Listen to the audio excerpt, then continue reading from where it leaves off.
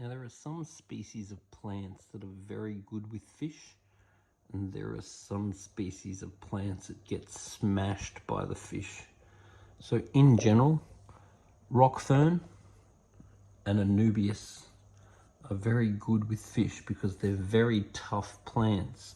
And if you actually feel them, they're very fibrous and very strong, sturdy plants.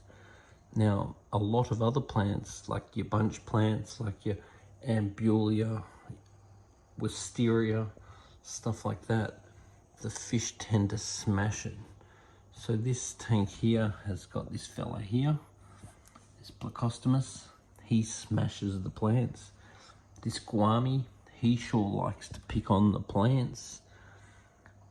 So basically, if you want plants that are very good at resisting getting eaten by the fish, then your go-to plants are basically rock fern or Java fern and Anubias plants. They're very, very good options. And then your more bunchy style plants and your more frilly and delicate looking plants are the plants you definitely don't want to put with fish that are going to eat the plants. Particularly goldfish, cichlids, catfish, anything that's a little bit rough on the plants. So big sturdy looking fellows are the go.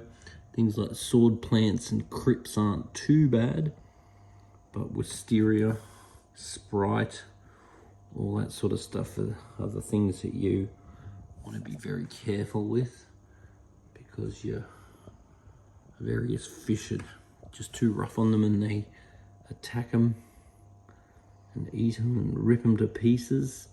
Also, a lot of species of fish don't necessarily eat the plants, it's just rip them around, especially various species of cichlid and so forth.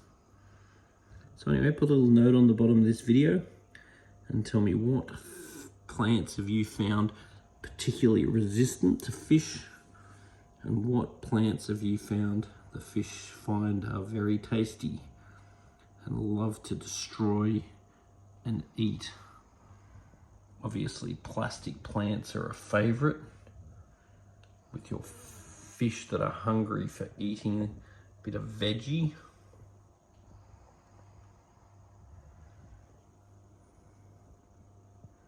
So in this tank, I really only planned on having rock fern and anubias. I only added the fast growing plant which has been decimated by the fish.